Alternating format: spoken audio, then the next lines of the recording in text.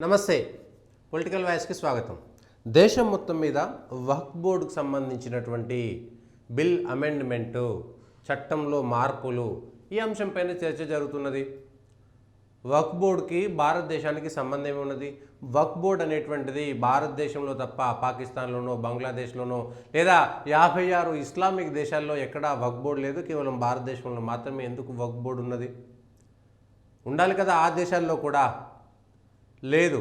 కానీ భారతదేశంలో వక్ఫ్ బోర్డు మీద బాధపడేటువంటి రాజకీయ నాయకులు, రాజకీయాలకు సంబంధించినటువంటి పార్టీలకు సంబంధించినటువంటి ప్రజాప్రతినిధులు ఇవాళ భారతదేశంలో మన తెలంగాణ, ఆంధ్రప్రదేశ్లో, తెలంగాణలో ఇక్కడ ఆక్రమణలకు గురవుతున్నటువంటి దేవాలయాలకు సంబంధించినటువంటి భూముల విషయంలో ఏ ఒక్కరు కూడా కన్నీరు కాచడం లేదు. పైగా ఈ రాజకీయ నాయకులే, అందులో హిందువులు కూడా ఉన్నారు. అది కూడా ఒకసారి ఆలోచించాలి. ఏదైతే 700 సంవత్సరాల క్రితం ఈ దేశం మీద దాడి జరిగి ఆ దాడుల ద్వారా భారతదేశంలో ఉన్నటువంటి దేవాలయాలు ఆక్రమణలకు గురయ్యాయో, ఇవాళ భారతదేశంలో స్వతంత్రం వచ్చిన తర్వాత కూడా దేవాలయాలకు సంబంధించినటువంటి భూములు కబ్జా అవుతుంటే, ఆస్తులు కబ్జా అవుతుంటే, వాటికి సంబంధించినటువంటి స్థిర చర ఆస్తులన్నిటి కూడా పోతుంటే ఏ ఒక్క రాజకీయ నాయకుడైనా మాట్లాడుతున్నాడా? వక్ఫ్ బోర్డు లాగా దేశంలో రాష్ట్రాలకు సంబంధించినటువంటి దేవాదాయ ధర్మాదాయ శాఖ ప్రభుత్వం చేతిలో ఉండి కూడా ఎందుకు కబ్జాలకు గురవుతున్నాయి? ఎందుకు ప్రభుత్వం నిమ్మకు నీరెత్తినట్టు ఉంటుంది? ఎందుకు ప్రభుత్వాలు పట్టించుకోవడం లేదు? ఎందుకు ప్రత్యేకమైనటువంటి వ్యవస్థ ఏర్పాటు చేయడం లేదు? ఎందుకు దేవాలయాలపైన చిన్నచూపు చూస్తున్నారు? ఎందుకు దేవుడిని కేవలం రాజకీయాలకు మాత్రమే వాడుకుంటున్నారు? హిందువులలో చైతన్యం లేదనా? హిందువులలో ఐక్యత లేదనా? దేవాలయానికి ఏమైతే నాకేంటి అనేటువంటి హిందువులు వచ్చారు కాబట్టా ఒకనాడు రాజ్యాలన్నీ కూడా దేవాలయం కేంద్రంగా జరిగితే, రాజ్యం ఏ రాజ్యమైనా సరే దేవాలయం కేంద్రంగా, రాజు రాజ్యం అంతా కూడా చదువు, మంచి చెడు, ఆర్థికంగా అన్ని కళలు శాస్త్రాలన్నీ కూడా దేవాలయ కేంద్రంగా సాగితే, అభివృద్ధి అంతా దేవాలయ కేంద్రంగా సాగితే, కుల మతాలకు అతీతంగా దేవాలయాల అభివృద్ధికి పాటుపడితే, ఆ దేవాలయాలకు ఇవాళ దీప ధూప నైవేద్యాలకు కూడా నోచుకోలేనటువంటి పరిస్థితులు ఎందుకు ఉద్భవించాయి? ఒక్కసారి మనలో మనం ఆలోచించుకోవాలి. ఎందుకు దేవాదాయ శాఖ ఇంత పెద్దగా ఉండి రాష్ట్రంలో ఉన్నటువంటి దేవాలయాలను ఎందుకు కాపాడతలేరు? ఎందుకు కనుమరుగు కాకుండా అడ్డుకోవట్లేదు? ఎందుకు దేవాలయాలకు కేటాయించబడినటువంటి భక్తులు కానుకలుగా ఇచ్చినటువంటి కానుకలు కానీ, భక్తులు ఇచ్చినటువంటి దేవాలయాల భూములను కానీ ప్రభుత్వమే కబ్జా చేస్తున్నది? ప్రభుత్వమే డెవలప్మెంట్ పేరు మీద TSIACకి ఇచ్చేస్తుంది. ఒక పక్కన ప్రభుత్వమే దేవాలయాల భూములను కబ్జా చేస్తుంది, ప్రభుత్వమే దేవాలయాల భూములను పేదలకు పంచిపెడుతున్నది. ఇంకొకడు ఎర్రజెండా, దేవునికి భూములు ఎందుకని ఎర్రజెండాలు పాతి పెడతాడు. ఇంకొకడు దేవుడికి భూములు ఎందుకు, డెవలప్మెంట్కి ఇస్తామని ప్రభుత్వమే చెబుతుంది. ఈ దేశంలో ఏం జరుగుతుంది? హిందువులంతా మొద్దు నిద్రగా కులాలుగా విడిపోయినంత కాలం ఇదే జరుగుతుంది. నీ కష్టం వచ్చినప్పుడు దేవుడు కావాలి, కానీ ఆ దేవుడికి సంబంధించినటువంటి భూములు, ఆ దేవుడికి సంబంధించినటువంటి గుడులన్నీ కూడా అన్యాక్రాంతమవుతుంటే నువ్వేం చేస్తున్నావు?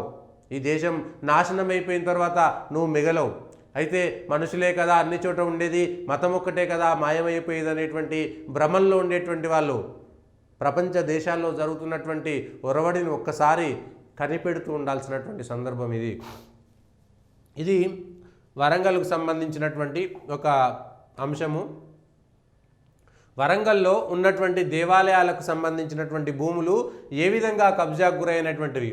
పద్మాక్షమ్మ గుడికి 72 ఎకరాలు ఉంటే 8 ఎకరాల 20 గుంటలు, సిద్ధేశ్వర స్వామికి 24 గుంటలు ఉంటే 9 గుంటలు, 24 ఎకరాలు ఉంటే 9 గుంటలు, ఎర్రగట్టు వెంకటేశ్వర స్వామికి 12 ఎకరాలు ఉంటే 3 ఎకరాలు, సీతారామచంద్ర స్వామి మడికొండకు 470 ఎకరాల భూమి దేవాలయానికి ఉంటే 264 ఎకరాలు అన్యాక్రాంతమై కబ్జాకు గురైపోయింది. ఎవరు చేశారు? హిందువులా, అన్య మతస్థులా? ఎవరు చేసినా సరే ఎవరు దాన్ని పట్టించుకోవాలి? ఎవరు దాన్ని కాపలా కాయాలి? ఎవరు రక్షించాల్సినటువంటి బాధ్యత ఎవరిది? దేవుడి గుడికి రక్షణ ఏంటి? దేవుడే కాపాడుకోవాలనేటువంటి విచిత్ర వితండ వాదనలు పక్కన పెట్టేస్తే, రంగనాయక స్వామి పెద్ద కోవెల హన్మకొండలో 13 ఎకరాల్లో 9 ఎకరాలు, జగదీశ మందిరానికి 15 ఎకరాలకు 15 ఎకరాలు కబ్జా అయిపోయింది. ఉన్నదంతా వీరపిచ్చమాంబ పీఠానికి సంబంధించినటువంటి 1 ఎకరంలో 10 గుంటలు, సీతారామచంద్ర స్వామి రాగన్న దర్వాజలో 4 ఎకరాల్లో 1 ఎకరము, వేణుగోపాల స్వామి ఆలయంలో 9 ఎకరాలకు 1 ఎకరం 36 గుంటలు, మెట్టు రామలింగేశ్వర స్వామి 59 ఎకరాల్లో 2 ఎకరాలు, మల్లికార్జున స్వామి ఆలయంలో 10 ఎకరాలకు 8 ఎకరాలు 10 గుంటలు, హనుమాన్గడి రంగంపేటలో 5 ఎకరాల 38 గుంటలకు 5 ఎకరాలు కబ్జా అయిపోయింది. వెంకటేశ్వర స్వామి రామన్నపేటలో 5 ఎకరాలకు దాదాపుగా 5 ఎకరాలు కబ్జా అయిపోయింది. శంభులింగేశ్వర స్వామి దేవాలయానికి 3 ఎకరాలుంటే 1 ఎకరం కబ్జా అయిపోయింది. వేణుగోపాల స్వామి ఆలయం మట్టెవాడ 4 ఎకరాలు 21 గుంటలుంటే 1 ఎకరం 21 గుంటలు పోయింది. రంగనాయక స్వామి ఆలయం దేశాయిపేటలో 19 ఎకరాల 19 గుంటలకు 8 ఎకరాలు పోయింది. సీతారామచంద్ర స్వామి గుడి రంగశాయిపేటకు 20 ఎకరాలుంటే 554 గజాల భూమి పోయింది. ఇది కేవలం హనుమకొండకు సంబంధించినటువంటి ఒకటి. షాద్నగర్లో 1000 ఎకరాలు, ఇట్లా రాష్ట్ర వ్యాప్తంగా ఎన్ని వేల ఎకరాల భూమి. దేవాదాయ శాఖ వెంటనే సమాధానం చెప్పాలి. నిజానికి ఈ ఎంతవరకు మన దగ్గర ఆ భూమికి సంబంధించినటువంటి వివరాలు ఉన్నాయి, ఎంత స్థిరాస్తి ఉంది, ఎంత చరాస్తి ఉంది, దేవాలయాలకు సంబంధించినటువంటి ఆదాయాలను మాత్రమే తీసుకునేటువంటి చిన్న చిన్న గుడులన్నిటినీ కూడా ఎందుకు రాష్ట్ర ప్రభుత్వం ఆధీనంలో ఉన్నటువంటి దేవాదాయ ధర్మాదాయ శాఖకు కొన్ని వందల వేల కోట్ల రూపాయల ఆదాయం వస్తుంటే అవన్నీ కలిపి, ఎందుకంటే అన్నీ ఒకే ఛత్రి కింద ఉన్నాయి. ఇవాళ దేవాదాయ ధర్మాదాయ శాఖ కింద ఉన్నటువంటి అన్ని దేవాలయాలకు సంబంధించి దీపధూప నైవేద్యాలన్నిటికీ ప్రతి గ్రామంలో ఉన్నటువంటి గుడిని రక్షించి అక్కడ ధూపదీప నైవేద్యాల కోసం ప్రత్యేకంగా ఏర్పాట్లు ఎందుకు రాష్ట్ర ప్రభుత్వం చేయలేదు?